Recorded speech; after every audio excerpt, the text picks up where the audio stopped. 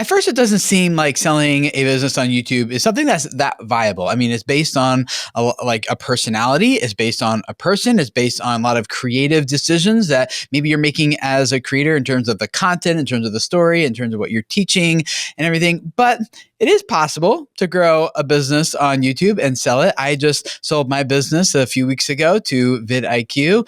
And today what I want to talk about are some of the questions that go into it. Not so much the questions like how much is my business worth and like should I sell it in the first place? How do I make that type of decision?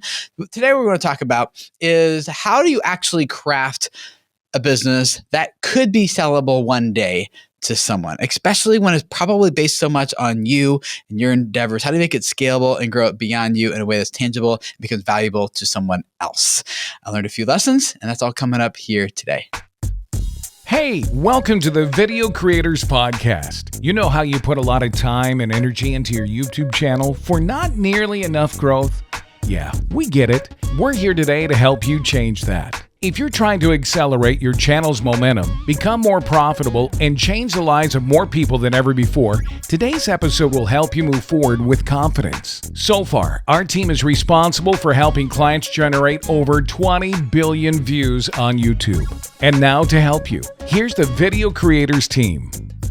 Hello, creators. How are you guys? It's great to see you again for another Video Creators podcast episode like we do here every week, just to help those of you who are growing your businesses on YouTube be able to reach more people, change their lives with the message that you're spreading, and help.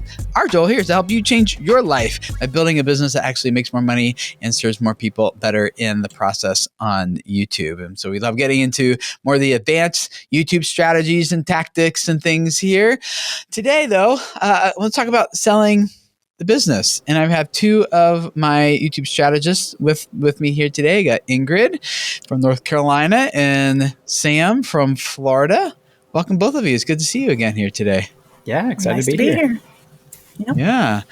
So before I dive into what some of the lessons I learned about creating a business that's sellable on YouTube, a few weeks ago, I made the announcement to both of you two that vidIQ had acquired Video Creators, and I told you the story, and I remember the look on. It wasn't just you two. You two are the two that are here in this episode, but it's our whole team, and I just kind of remember the look of like some people's eyes squinted and like what? Other people's eyes got big. Some people like leaned back in their chairs. Some people like started laughing and clapping. I don't know if it was a nervous laugh or what, but what went through your mind? I'll start with you, Sam. What went through your mind when I made that announcement almost a month ago now? Yeah, it's hard to believe that was a month ago. Wow. That was a month ago. Yeah, I think for me, so I have a bit of a unique perspective because I'm kind of the newest one on the team. So I had been here for 3 or 4 months before that happened. So for me, it was kind of like transition period. I was kind of like getting a lot of these things under my belt and then this announcement. And so for me, it was I feel like it would have been, I would have felt maybe a bit unsettled if I had been here for a long time, like years and years and years. I knew the status quo, upside and down. And then it was like this big change. So I really just purely felt excitement hearing that. I think, one of the things that brought me here in the first place was just kind of the mission of serving creators and changing lives. And so I think immediately the first thought that I had was, what an amazing opportunity to scale that like crazy kind of immediately. It's funny that Tim, you've shared that you didn't even really know that was an opportunity to sell your business, kind of earlier back in January, I think you had said.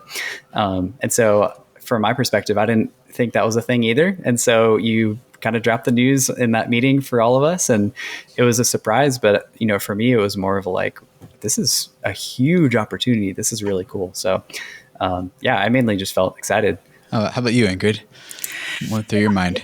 It's interesting because I felt multiple things at once when you told us. My very first thought was, like Sam, very excited because first off, I know that this has been a goal for you to someday.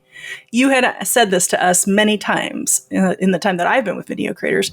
Someday. Which is about how long? 3 years? I've an actual strategist 2 years, but yeah, in your ecosystem 3 years. Yeah. Oh yeah. Okay. And I've heard you say something like that. So it wasn't a complete shock. Plus, that's kind of how you roll too, right? Mm-hmm.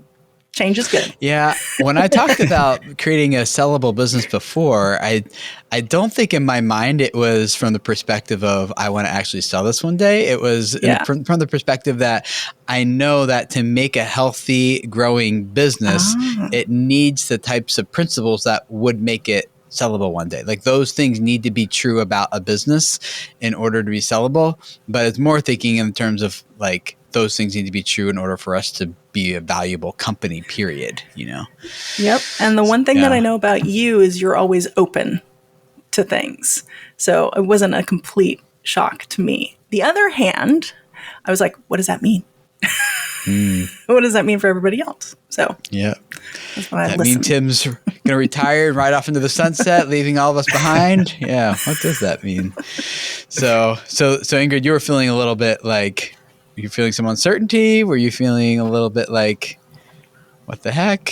Were you feeling, describe what you were feeling. It's hard to believe that it's been a month. It's hard to believe that it has been a month. Well, I knew that you always make decisions, that are in everybody's best interest. So I was just really listening at that point. And then the more information that came forward, first off, I was really excited that it was vidIQ because I have been a vidIQ customer for many, many years. And I knew the potential, just really kind of like what Sam said earlier, of reaching that many more people now with blending the two together. So it's really like taking your mission and just growing it exponentially overnight. Yeah. You went viral.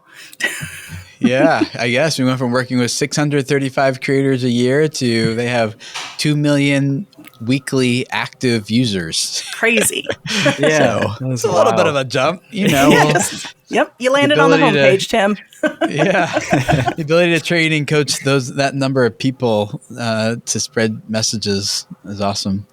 Yeah. How are you feeling about it now? Both of you. Sam, we'll start with you. How it's a bit about a month later.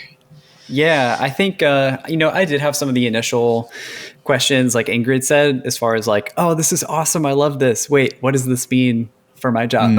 Like, what does this mean for us? What does this look like? So I think because for me, I tend to be more of a big picture person versus a detailed person. So I'm much more likely to just say yes and hit the gas and go and then figure it out on the way versus I need all the details now before I can feel excited about the thing. So I think I was just really excited by it all. And then I had the thoughts of, oh, wait, what does this actually mean? What does it mean for a job? Yeah. Like, do I actually get to keep working with creators? So I think it was really once, Rob joined our meeting and kind of shared the vision for the future of kind of what we'll be working on and kind of what this thing is going to look like. That is where a lot of the details fell into place. And sure, there's still a lot that we don't know yet. But as far as kind of having a bit of a more detailed vision of where we're headed and what vidIQ is going to look like, it's just been even more exciting from there. I mean, exactly what we're talking about, having an exponential way to continue to work with creators just on a huge scale and just serve them well. Yeah. Having more details fall into place is just getting more exciting for me. Yeah. How are you feeling now, Ingrid?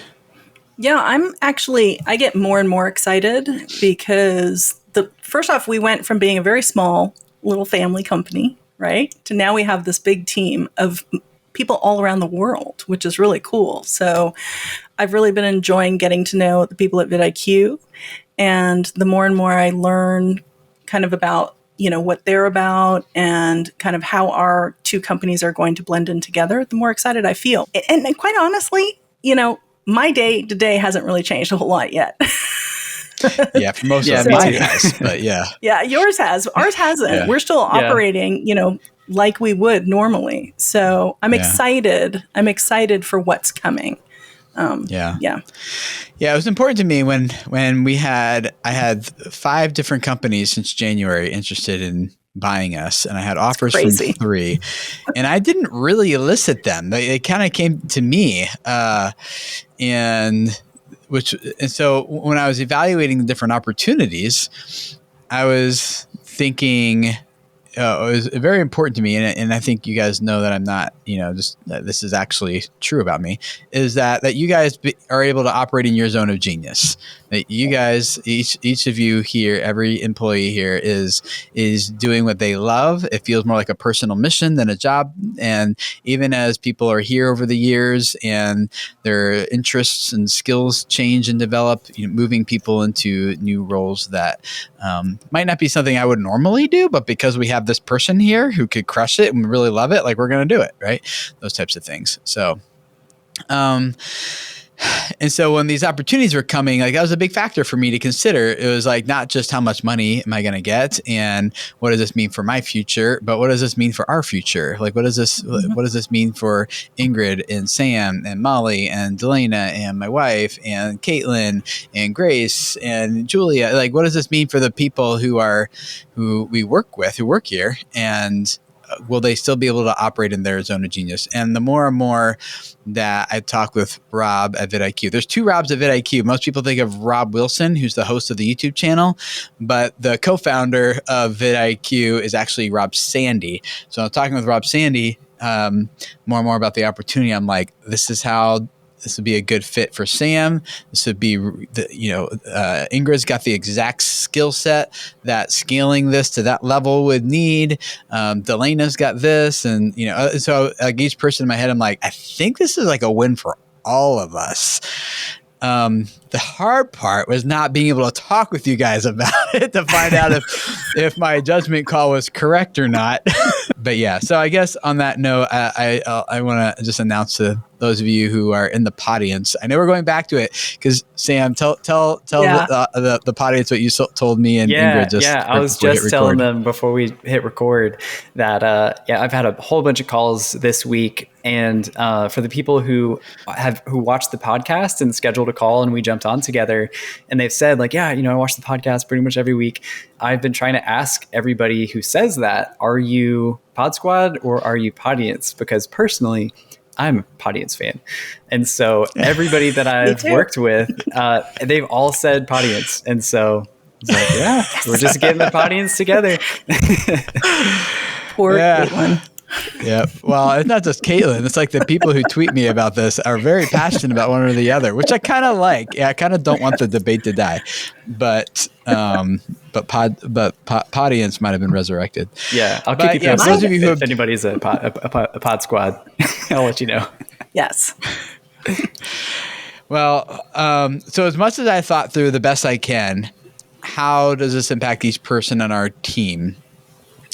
It's unfortunate for us and for vidIQ that Delana decided not to move forward with the acquisition and move over to vidIQ, which is, honestly a huge loss for us and for vidIQ. When I was picturing the vision of what vidIQ has for our agency over there, I'm like, oh my goodness, this is exactly what Delana would be great at and would thrive in.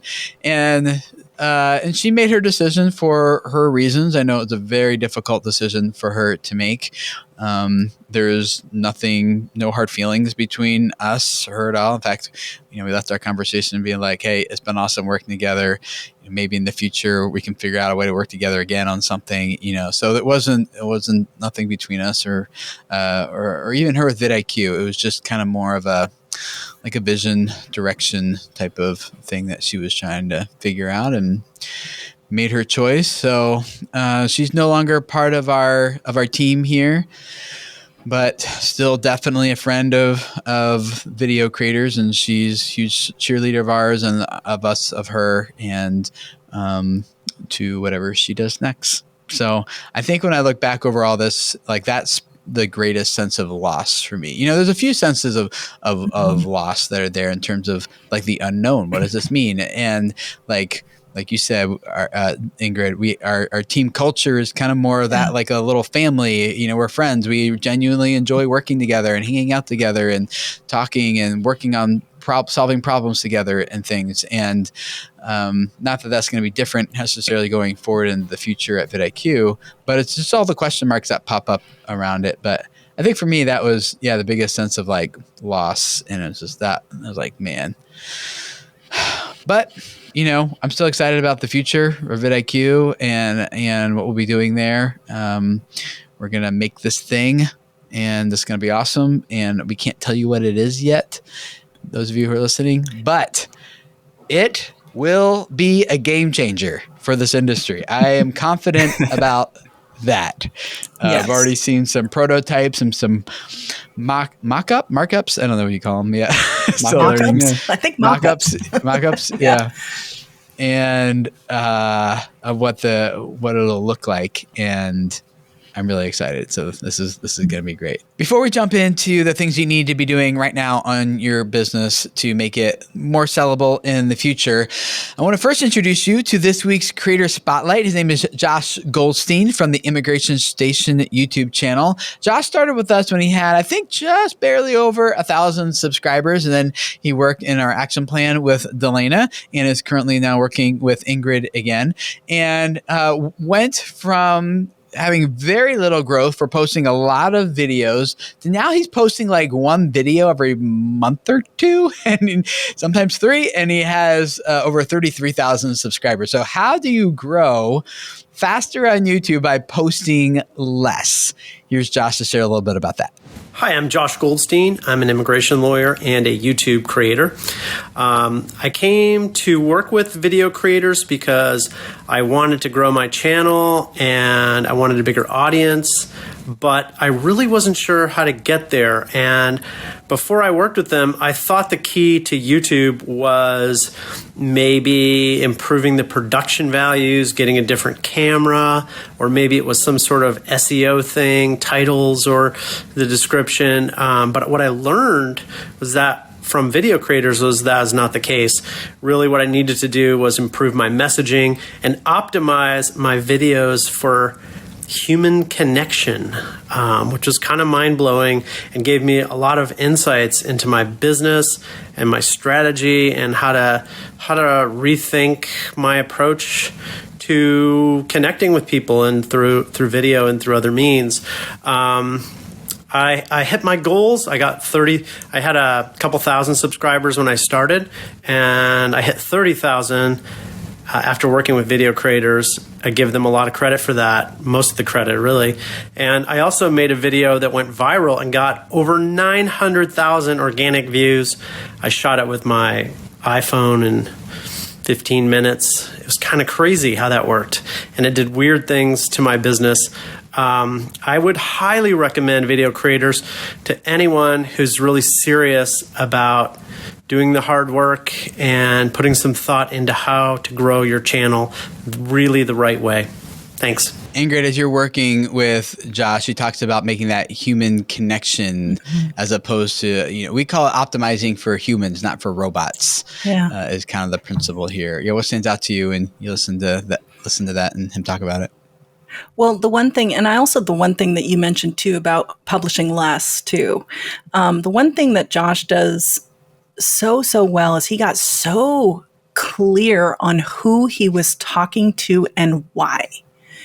For him, it wasn't so much about the fact that he was just there to, do something to help support his business. He truly wants to help people get unstuck. That's his value proposition, and not be stuck in the system waiting for their visa.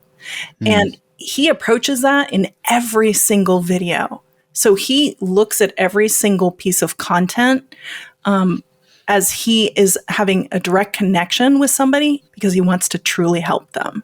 And he that really comes through in his content. He has a really engaged audience that shows up for him and also works with him. So it led to his business, as he even said. Yeah. It's interesting because if you're trying to optimize for the YouTube algorithm, you'll spend a lot of time studying and trying to understand the YouTube algorithm. But if you're trying to optimize for people and for your audience, you'll spend a lot of time studying and learning about your audience. And the better you understand the person you're going after, the better you can make content that attracts that person, hooks their attention, holds their attention, and more importantly, makes them feel something so that they want to keep watching and stick around to watch more and then trust you more and become a valuable, customer of your business or something like that. So it's interesting that like the people who just want to hack the algorithm spend a lot of time studying the algorithm instead of what YouTube says, like just study your audience, because that's what the algorithm is tracking in the first place, who your audience is and how they respond to your content. So yeah, if you guys want to check out Josh's channel, link to it down in the show notes below. And if you'd like to work with us the way that Josh did and many other creators, you can get on a call with Sam. It's videocreators.com/discovery call. And he'd love to talk with you for around 15 minutes. Nothing, not a big commitment. Just hear what you're working on YouTube, hear your story, and just talk through, is there a possible way, that we could help you and work with you? And what might that look like for you and your channel, given your goals and the roadblocks that you feel like you're seeing and all that. So go to videocreators.com/discovery call. And Sam and Ingrid, are you doing those too? A few of those? Is it just Sam now? Not yet. I think it's just Sam. Yeah, it's just me. I've been doing a few of them as well, but for the most part, I think it's just Sam right now. So yeah. So love to talk with you. videocreators.com/discovery call.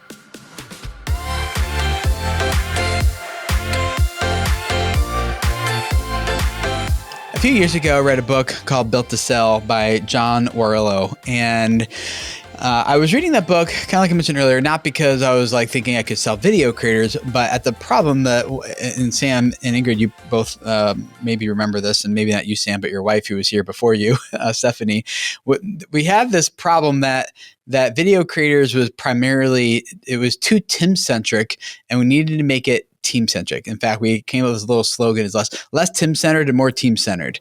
And I remember a business consultant of mine that I was working with too was like, Tim, as long as it's based on you, you can only serve so many people. You're going to have to turn this into a team. And I'm like, that is such a big problem, because it's, the brand revolved around me, and the company, the business, and the services revolved around me.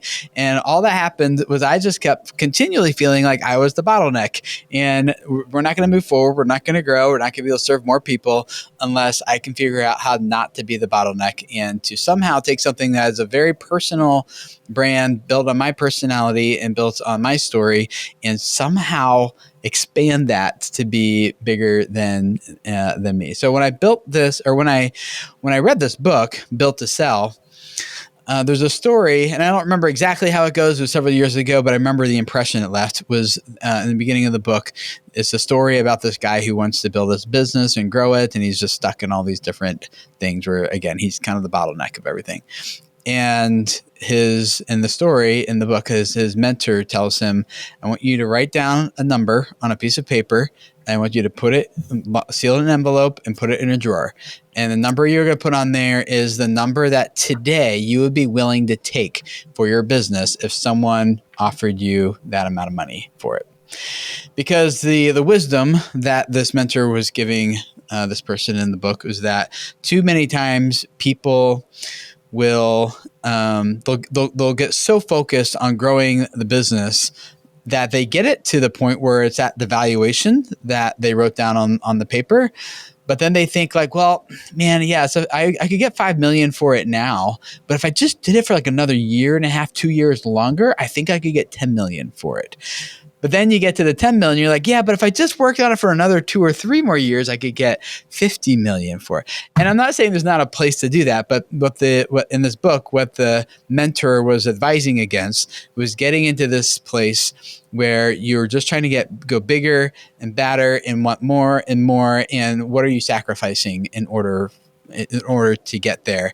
And he's also saying like, that's not always the case. You might try to go from 10 to $50 million valuation, but in the process, something happens and you get like, and the business flops and it goes under, right? So there's a lot of unknowns with it. So I took that advice. I wrote down a number, I put it in an envelope, put it in my drawer. You did? I forgot about it. Yeah. Until these conversations started coming up last January when the first company reached out, and I was like, I don't know. Like, I never thought about this before. And I told the story in the episode 2 episodes ago when I made the announcement that vidIQ is acquiring us. but about like they come out here, put the numbers on the board, and my wife was like, "Well, Tim, more money doesn't change our life, but not having you around as much does." And I was like, shoot, I got to think about this now, because she's right. But that's what jogged the memory. Like, I got this paper because like this number written down. And so when I started reaching out to other people, like, give me some input here. Like, I don't have any experience with this. Like, is this something I should do? Should I not do? What should I be considering? What are my blind spots here? And that's what opened other people like, well, Tim, we didn't know you were open to this type of conversation. And I was like, I didn't know that either. So as other companies started reaching out, I pulled out that piece of paper and I looked at that number and I was like, oh yeah, I said that this amount of money would be a goal that I would live with, that would sufficiently set our family up for what our goals are and what our family vision is and things like that. And I had offers for that amount. So wow. I was like, I'm going to take the advice from the book and several other people. And plus the timing felt right. And the opportunity of what we're going to be doing at vidIQ felt like everything just felt like it was very well aligned. And so I decided to move forward with it. So I want to get into some 5 different things here that I think for you that you should be working on now in your business to get to that point. But the first thing, actually 6, because the first thing is like, when you think I would take that advice from John, who wrote that book, Built to Sell, and read the book, I guess, or listen to it, which is what I did. But what is that number? Like, is it $500,000? Is it 10 million? Is it 100 million? There's not a right or wrong answer here. It's just, if someone offered me this amount of money, I would say, job well done. I'd be willing to part with this for that because that will set me up for what I need or something, right? But then there's all these other things going in your head. You're like, yeah, but it's, am I going to slay the goose that lays the golden egg? If I, because if I keep paying myself the amount I'm paying now, I get to that number in like a few years from now or whatever too, so it's not quite an easy decision as it sounds like, but I'd write that number down and read that book. Any thoughts from you two before I jump in? Like you two are just staring at me. I just find it so amazing that it was like the same number. I actually got more than I wrote down. That's amazing. Wow. Again, yeah, without going into details of the deal and how it's structured and everything, but I got, if you combine it all, everything together, put it in one package, it's pretty close, but it's probably a little bit more. Wow. So how does that make you feel? Just out of curiosity. You asked us how we felt. How does it make you feel? That's a whole different episode. Getting more than what you put in the envelope. Yeah. Yeah, that's a whole different episode probably because there's so many feelings that go along with something like this. It's the sense of like, wow, this is my baby for so long and it no longer is. And I made so many sacrifices for this thing to get it here. And I took so many risks, and my family, especially in the early beginning days, went without a lot of things in order to get here. So there's all of that combined with the excitement of the future and what this now means and how it'll scale to impact, millions of creators instead of thousands of creators, and the excitement of all that, and the job role change for me too, going from CEO to Chief Creator Officer, where I'm now thinking about how do I build systems that allow us to continue to do this for millions of creators instead of thousands of creators. So, which I'm really excited about. I'm really excited to have that new mountain to climb and to figure out those kind of big questions and solve those big problems. So, but yeah. So yeah, I'm happy. I'm content. I'm excited about the whole thing. When it comes to like a business on YouTube specifically though, there's one thing that came to mind is kind of like what I learned is your business can't just be based on your personality though. It can't be, and there's a reason why at the very beginning I called it Video Creators and not Tim Schmoyer. One, because I wanted the opportunity if it ever presented itself one day to be able to separate myself from it more. And I'm not saying having a personal brand is a bad thing. Like Dave Ramsey has a personal brand and it's been very scalable and good for them and their family. But they have run into some challenges with that, which is like, what do you do when Dave's not there? And how do you grow up beyond him? But there's challenges on the other side too. If you call it video creators, people don't connect with brand names as quickly and easily as they connect with people, right? So there's pros and cons each way, but I chose ultimately to go video creators. And but over the past several years, actually, Ingrid, were you in the room or no? No, Stephanie was. So yeah, it was when we had our first team retreat at my house. So I don't know. That was. I saw the videos though. Okay, yeah, 3 or 4 years ago. I can't remember when that was. When we really came up with make this less Tim-centered, more team-centered.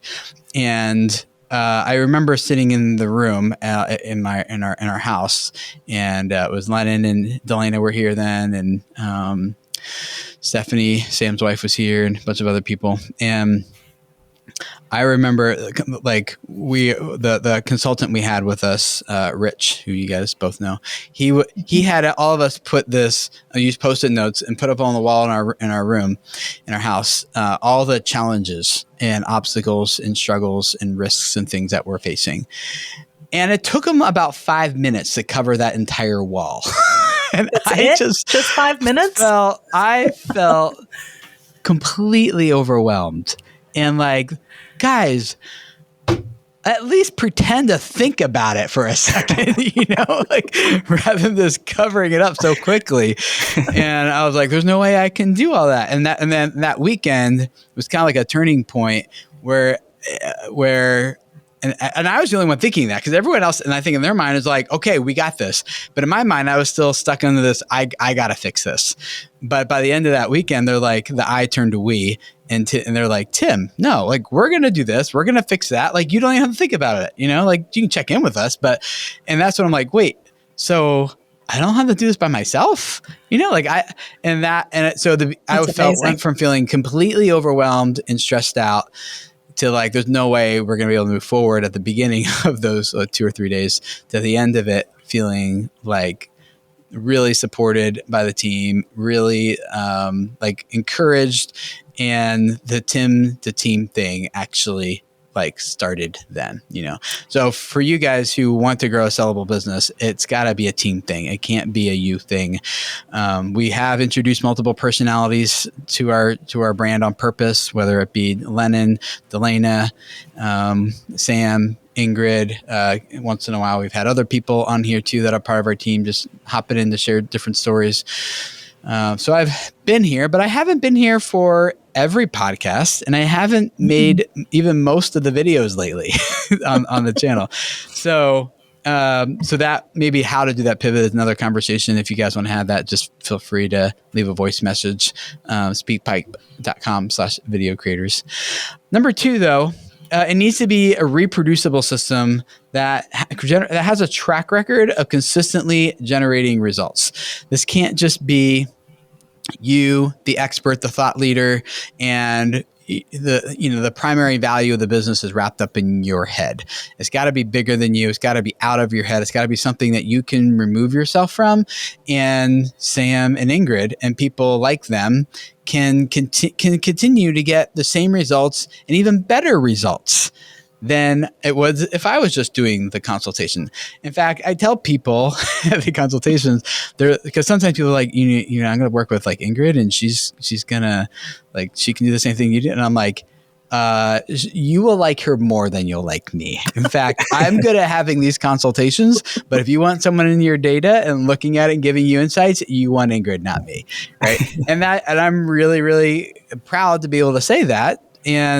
But that came from creating a system and processes that people could follow to get them quickly up to a point where, they can reproduce the same results that Tim can for these creators. And then we do it again with another strategist and another strategist, and we keep refining the system and the process till before long we have a system that, what is it, Sam, like 3 months or so?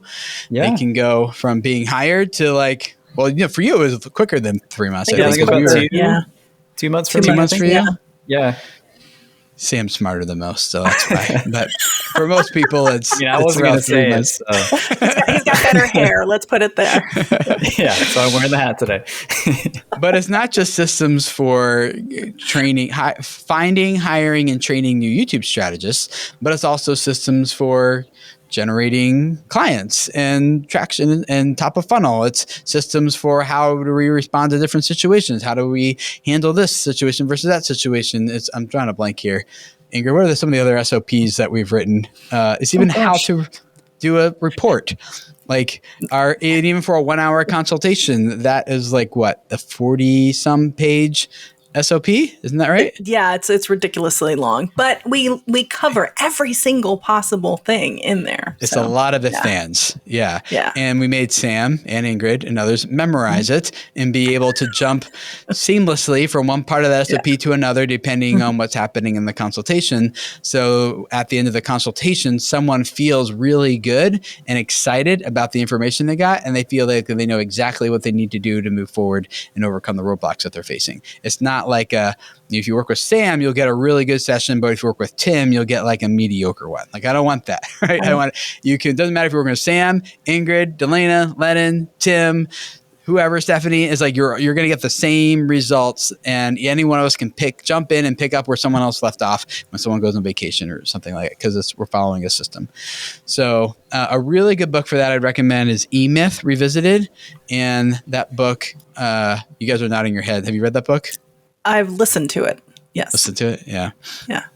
Not yet, but Sam's going to. And instead of it taking him 8 hours, it'll probably take him 2 hours. So, but yeah, it's a really good book about creating systems. There's a reason why you can go to any McDonald's in the world and get the same exact experience, because they have a very specific process. Now, process not in terms of like rigidity that like stifles creativity. I mean, processes that guarantee that you get to the same creative end result each time.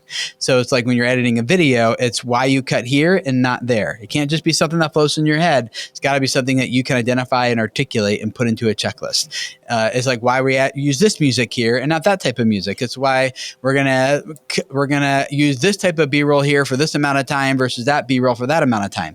It comes to a system that you've identified and it's reproducible. You give anyone that checklist and your raw footage who knows the mechanics of how to edit, and if they follow your checklist, they'll get a video back that's at 100% every time. It's that funny. Type of process. It's funny because you kept saying why, and I think that's really a big part of it. It's not just what you do, but why you do it. That's, I think, what makes those systems successful. Yep. And it's why you do it the way that you do it, according to Tamsin Webster, who we had on the podcast a few months ago. I quote that so much now. That was like, it gives me goosebumps when I heard that the first time. It's so good.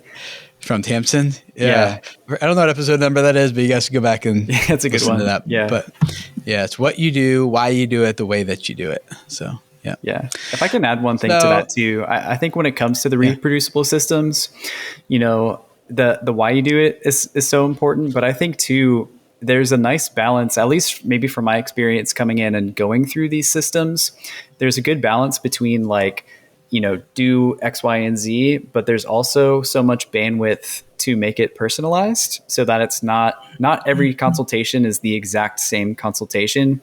Even though we have a system, it's open-ended enough where we can serve people well in a number of different ways. And it's always a different conversation with a new creator. So it strikes a good balance between, it's not just going to be this robotic, you know, same thing every single time, but it's reproducible enough where you can still have unique conversations and still like, you know, have it be an authentic way to serve somebody. So, yeah. The SOPs and the processes and the checklists for almost literally everything we do, whether it's video labs and how we get someone in and out and how, you know, or it's a consultation or it's the action plan in terms of like being able to give someone an SOP and help them have like an admin person help generate half of a report for a client type of thing because they got a good checklist. Those things are not trumped by our core values, which are people first, results driven, and mission oriented. So if the SOP calls for one thing, but in this situation, it would be people first to do it this way instead, or to make an exception here or whatever, then we're going to be people first, right? Like those SOPs help us predictably be able to be people first, results driven and mission oriented. But those are the guiding principles over than like any checklist or something we put together. So start making those checklists now, even for the creative type things that don't feel like they can be checklistable. They need to be checklistable everything, because ultimately if someone buys your business, it's that reproducibility that's outside of your head and can be in someone else's head that is what makes the business valuable. Number 3, your business needs to solve a big problem for another company. for another company. And so what I was thinking about, like what problems, even in early days, what problems does video creators solve for people? I knew it had to be outside my head, something that could scale and that another company could buy that intellectual property and scale it. But it couldn't be just like a vitamin pill. It had to be like a painkiller type of problem that we were solving for someone. And it also had to be a high barrier of entry. In other words, like it couldn't just be a course on how to grow on YouTube and be the number one course for how to grow on YouTube. That's anyone can make a course and about YouTube and sell it. Right. So the barrier of entry there is really, really low. The barrier of entry is much higher for someone who wants to work with 600 some clients a year and predictably help them grow and get to, because it's one thing to just tell general advice in a YouTube video or in a course and tell people, here's what you do. It's another thing when you're working with them one-on-one and their livelihood is depending on the information that you give them, right? It has to work. You're working with them and if it's not working, you can't hide behind like, well, that was for a generic situation or someone else or something, right? So that barrier of entry is really high. And then the highest barrier of entry was how do I scale my own intellectual properties in my head and get that into Ingrid's and into Sam's and other people so that they can do it too. Within a relatively short amount of time. I took 10 years or over 10 years to get it all, but Sam took 2 months, right? So that's partially because Sam's really smart and also because people like Ingrid and I worked really hard to put it into a process that could be more scalable to training and onboarding new.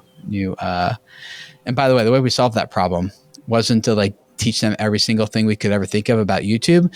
It was teach them how to think about how YouTube works so that if they understand how YouTube works and how to think the way YouTube thinks, then you can more consistently arrive at the same conclusions that would be the correct ones in almost any given situation.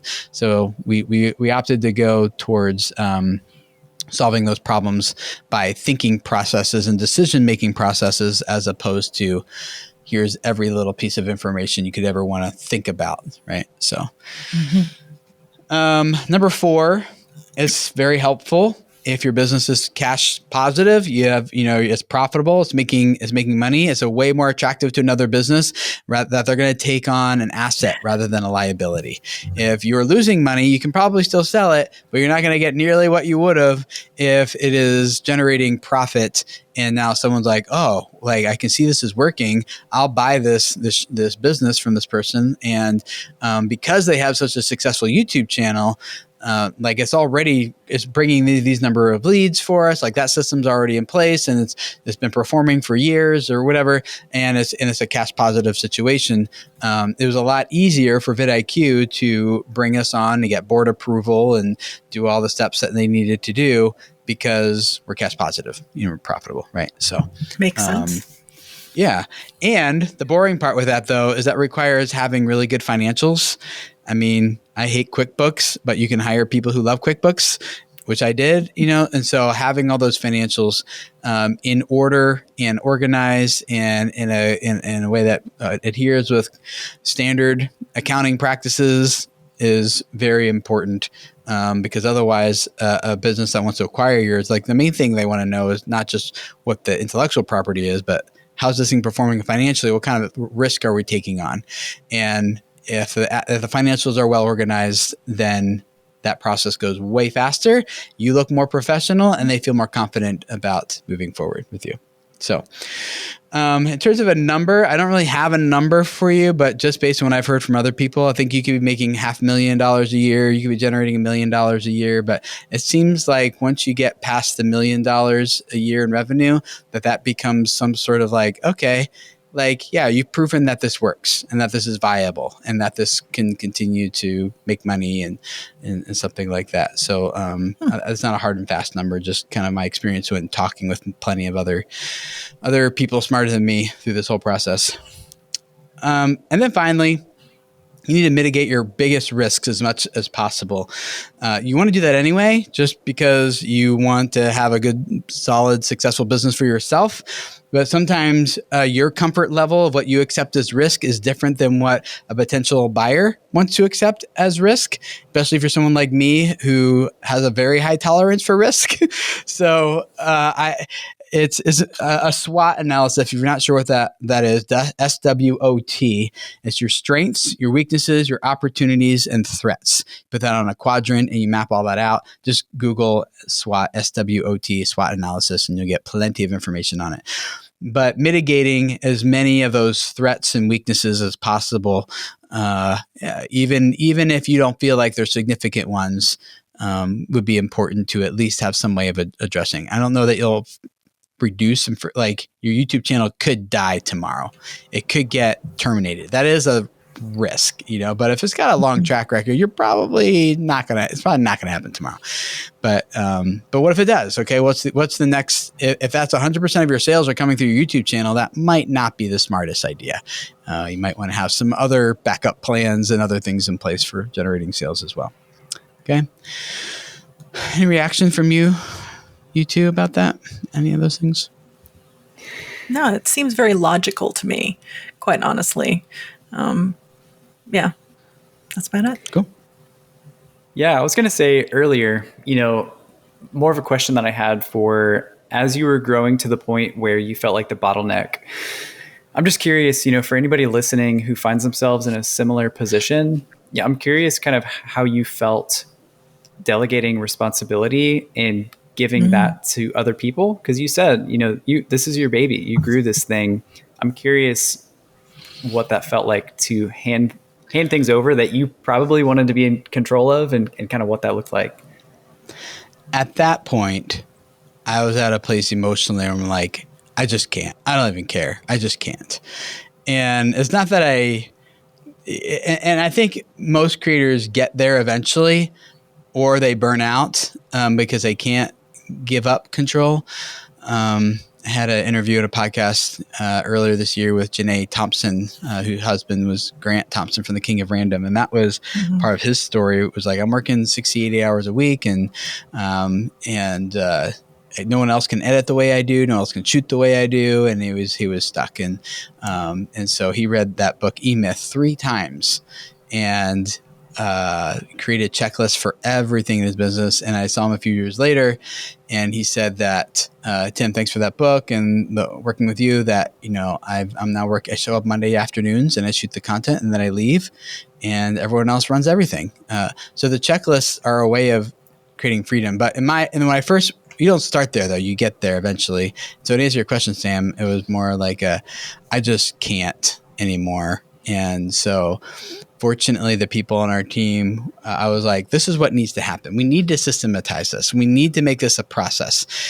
Can you figure this thing out and then write a checklist and systematize it? And Delana did a lot of those. Grace did a lot of those. And Stephanie did a lot of those around production things as well. So them kind of taking over and all of us getting on the same page of this is what this needs to look like. That was very freeing for me. And I think it helped too that I trusted the people who were here at that time. I still do. But I mean, like the people who took over though are people that I'm like, I just can't. So thank you, please. Whatever you can do to help is great. Yeah. And they nailed it. They crushed it. They did a great job. I feel like a good place to start is just with one person, because once you learn to give up a little bit of control right there, I think the second time makes it a lot easier, So even as a creator, just bringing on an editor can be stressful because nobody can do it as good as me, right? Yeah, unless that first person just bombs it. Well, yeah. I mean, Then it has it's be the right harder to person, give it up the second time. So I'd encourage you, if you do give it up one time, because I talked to someone earlier last week. I was at FinCon and talking to a creator, and they're like, I've tried 40 different editors and none of them could edit, so I wouldn't do that. And I was sitting there thinking, they're giving a presentation, and I was sitting there thinking, if you tried 40 different editors and none of them worked, you're the problem, dude. Exactly. That's what I was thinking. It's you, it's not them. Right? So you need to learn to let go or create better systems. I doubt there's any system at all if you try 40 editors and none of them, unless they were all just the cheapest Fiverr editors that were out there or something. I don't know, but learn to be team centric. Yes. Yeah.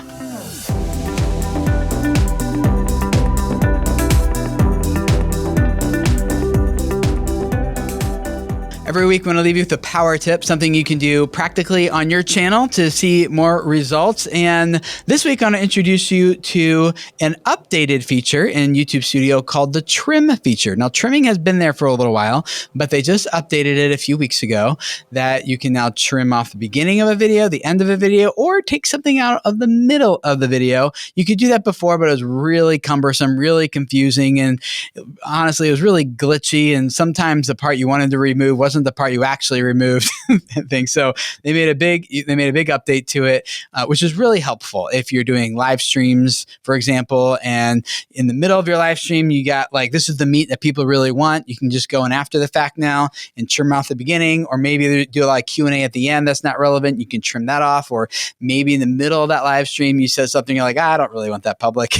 You can go in after the fact, find that spot and cut it out. I will put a link in the show notes of this episode where you can learn more about how to use that feature and how to access it. Now, if your video has over 100,000 views, you might not be able to change it anymore at that point. You can still blur some faces and things in there if you need to for people's privacy, but you probably won't be able to edit it after 100,000 views. So but they say that this restriction does not apply to channels who are in the YouTube Partner Program.